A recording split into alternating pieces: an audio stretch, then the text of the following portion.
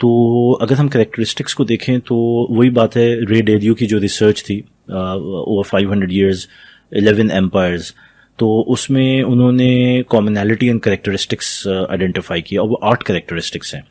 اور وہ یہ کہتے ہیں کہ یہ وہ کریکٹرسٹکس ہیں جو ہر امپائر کے اندر موجود ہوتے ہیں یا ہونے چاہیے، جس پہ ہم کہیں گے کہ جی یہ اب ایک فل فلیج امپائر اپنی جگہ کھڑی ہو گئی ہے. تو یہ کیوں امپورٹنٹ ہے؟ کیونکہ جب ہم یہ انالیسس کرتے ہیں، اور جو ہم نے بات کی کہ اصل میں جو یہ سارا ماحول ہے یہ 2 امپائرز یا ایک نیو ورلڈ آرڈر کی فارمیشن کا فیز ہے جس سے ہم آج کل گزر رہے ہیں. یعنی کہ امریکہ ریسیڈ ہو رہا ہے اور China is emerging as a new empire یا ایک سپر پاور. تو اس کے جو ایک فیز ہوتا ہے، تو اگر ہم کہتے ہیں کہ China is the new empire, تو کیا چائنا کے اندر وہ کریکٹرسٹکس موجود ہیں جو ضروری ہوتے ہیں ایک امپائر کو جسٹیفائی کرنے کے لیے؟ ٹھیک. اور پھر وہی بات ہوگی کہ جب 11 امپائرس کو اس نے اسٹڈی کیا 500 سال میں، اور آٹومن سے لے کر تو برٹش تک اور امریکہ تک ابھی جو ساری ایک امپیریکل ایویڈنس موجود ہے، تو پھر میرے خیال میں اس کی فور کاسٹنگ بڑی اسٹرانگ ہے کہ آیا چائنا اس جگہ پہ پہنچا ہے کہ نہیں. تو وہ ان 8 کریکٹرسٹکس کو ہم ابھی اسٹڈی کر لیتے ہیں. جی. اور میرے خیال میں بہت ساری چیزیں تو آبویس بھی ہیں. فار ایگزامپل ہم اگر شروع کریں تو ایجوکیشن، اور پہلی چیز ایجوکیشن ہے. اس میں پہلی چیز ایجوکیشن ہے. تو جو بھی ایک نئی امپائر کھڑی ہو رہی ہوتی ہے اس کی ایجوکیشنل سسٹم جو ہوتا ہے وہ بڑا اسٹرانگ ہوتا ہے. اور چائنا سے آپ بھی بہت اچھی طرح واقف ہیں کہ انہوں نے اپنی ٹیکنیکل گروتھ، اپنی مین پاور کی ایجوکیشن، اسکل سیٹ کی ڈیولپمنٹ.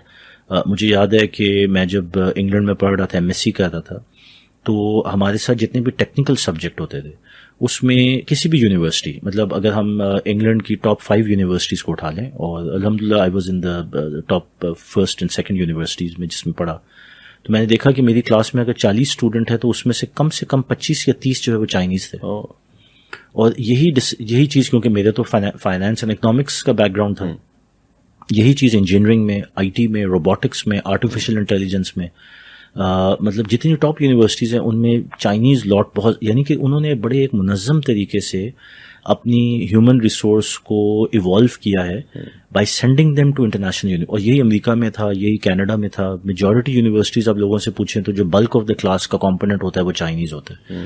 تو ایجوکیشن پہ انہوں نے بہت انویسٹ کیا. پھر انوویشن اینڈ ٹیکنالوجی کی ڈیولپمنٹ، تو وہ بھی اسی کے ساتھ جڑتی ہے. اور ہم نے دیکھا کہ کہاں چائنیز پروڈکٹس ایک زمانے میں مذاق اڑاتے تھے، لو گریڈ پروڈکٹس ہیں، اور اب بہترین گاڑیاں بنا دیں.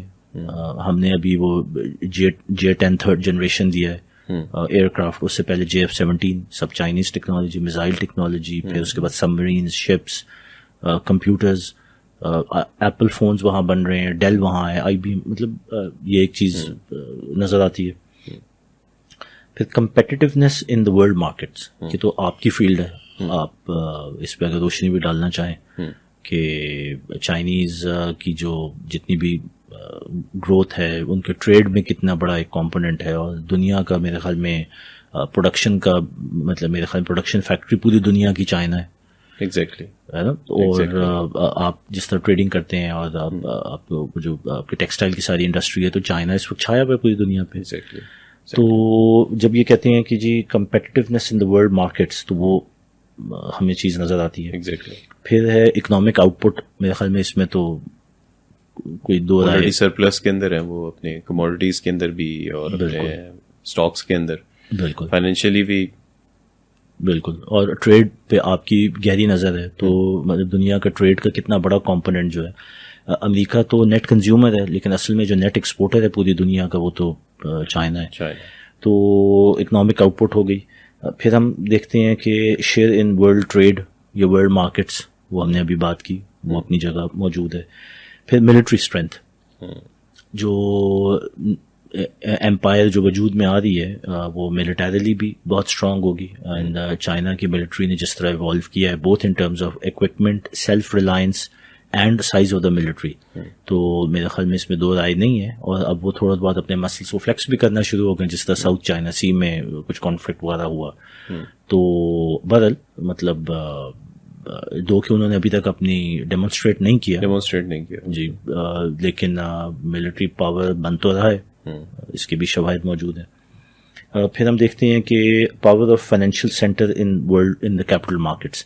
یہ وہ چیز ہے جو تقریباً آپ کہہ لیں کہ اینڈ فیز میں آتی ہے کہ جو ایمرجنگ سپر پاور ہے اس کا جو فائنینشیل سینٹرز ہیں وہ سینٹر سٹیج ہونا شروع ہو جاتے ہیں. تو آپ دیکھیں کہ یہ جو سارا ٹریڈ کا سارا ہب بن رہا ہے تو اس میں چائنا کے جو فائنینشیل سینٹرز ہیں اب ان کی جگہ کتنی بڑھتی جا رہی ہے. ایگزیکٹلی. اور اس وقت دنیا کی آپ بھی نے کہا کہ وہ جو کمپنیز آپ اس پہ بھی اگر روشنی ڈالنا چاہے وہ جو بڑی بڑی کمپنیز کے آفیسز شفٹ ہوئے آپ جو ذکر کرتے تھے. جی بالکل بالکل. کافی ساری ہمیں جو ورلڈ کلاس کمپنیز ملتی ہیں انہوں نے اپنے ہیڈ آفیسز جو ہیں وہ چائنا میں شفٹ کیے ہیں پچھلے 20-25 سالوں کے اندر. رائٹ. یہ کمپنیز جو تھیں یہ لوکیٹڈ تھیں یو ایس میں یا یورپ کے اندر.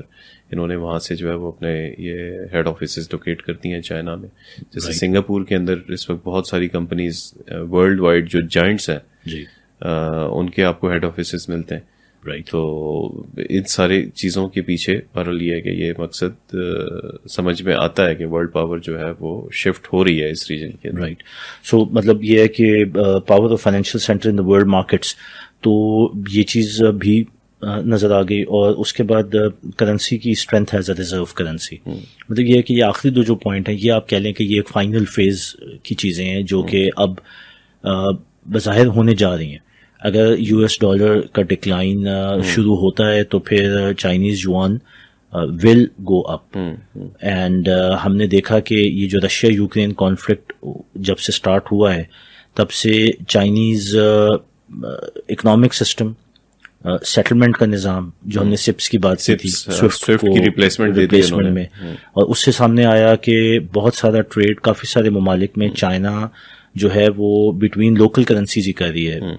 یعنی چائنیز یوان جس طرح پاکستان میں بھی ڈائریکٹ سیٹلمنٹ ہے یوان اور PKR کی اسی طرح یہی چیزیں کافی سارے ممالک میں اب چائنا اس طرح سے انٹروڈیوس کر رہا ہے رشیا میں بھی کر رہا ہے. تو یعنی کہ چائنا اپنے آپ کو اس پوزیشن پہ سلولی اینڈ گریجولی لے کے جا رہا ہے. آگے اگر یہ شفٹ آتا ہے رشیا کی طرف سے یا اوپیک کی طرف سے کہ ہم صرف ڈالر کو ایکسیپٹ نہیں کریں گے بلکہ اور کرنسیز کو بھی کریں گے جس میں چائنیز یوان بھی ہو سکتا ہے روبل بھی ہو سکتا ہے. تو یہ ساری چیزیں ڈیمونسٹریٹ کر رہی ہیں کہ دیر از اے شفٹ ہیپننگ. تو یہ وہ 8 اسٹرینتھس ہیں جو کسی بھی ایک ایمرجنگ یا ایگزسٹنگ امپائر کے اندر ہونی چاہیے. اور یہ ہمارے ناظرین اب خود انالیسس کر سکتے ہیں کہ کیا یہ چائنا کے اندر موجود ہیں کہ نہیں. اور انہوں نے یہ 500 ایئرس کی جو اسٹڈی کی ہے اس کے اندر جتنی سپر پاورز رہی ہیں جی ان کے اندر یہی کریکٹرسٹکس موجود تھیں جن کی بنا پہ وہ ورلڈ پاور بنی. بالکل یہ کامن. اور جب اس کے اندر ویکنیسز آنا شروع ہوئی تو ان کے مقابلے میں جو کمپیٹیٹرز تھے وہ کھڑے ہو گئے اور وہ نئی ورلڈ پاور بن کے دنیا کے سامنے آ گئے. اور یہی اس وقت جو کنفلکٹ ہے وہ US اور چائنا کا چل رہا ہے جس کو سمجھنے کی ضرورت ہے. بالکل.